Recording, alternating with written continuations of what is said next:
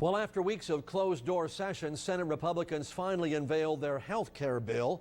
Senate Majority Leader Mitch McConnell is pushing for a speedy vote, but that bill is already lacking the support it needs, even from Republicans. Within hours of the Senate Republicans releasing their health care bill, 4 members announced that they oppose the plan. But Republicans can only afford to lose 2 votes and still be able to pass it. This new bill allows states to waive the federal mandate on essential health benefits, which may not cover treatments for those with pre-existing conditions. It also slows the rollback of the Obamacare Medicaid expansion that included in the House bill, delaying the start of that process until 2021. It puts back in Obamacare subsidies for premiums, but drops the threshold from 400% of the poverty level to 350%.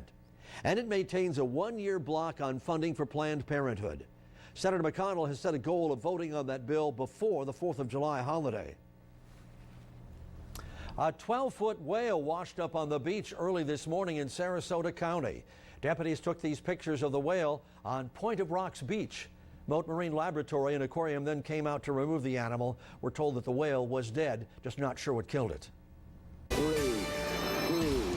1, liftoff. We have a liftoff. Destination Space News, it's a coast-to-coast rocket launch, a doubleheader this weekend. SpaceX planning 2 launches within 50 hours of each other. First launch set for today on our Space Coast. Here's a live look at that picture right now. Little under a minute and a half to go before it's expected to blast off. Bay News Run's Greg Pallone on scene at the Kennedy Space Center with more on both launches for SpaceX. An East Coast launch today, a West Coast launch on Sunday. This is the first time that SpaceX has attempted to launch 2 rockets so close together. Today, a pre-flown Falcon 9 rocket stands tall here at Pad 39A at the Kennedy Space Center. On board, Bulgaria's first geostationary communications satellite, Bulgaria Sat-1, will provide television service for that country and Eastern Europe. Liftoff for Falcon 9.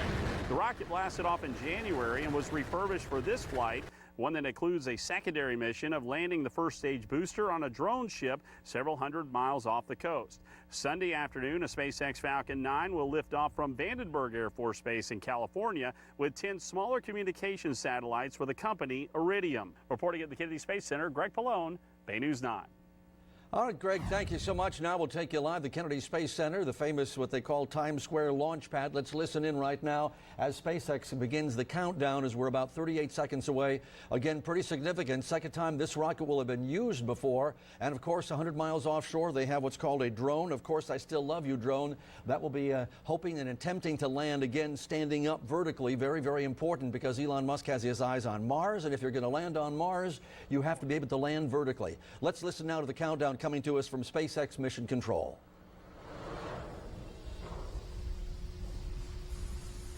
10, 9, 8, 7, 6, 5, 4, 3, 2, 1.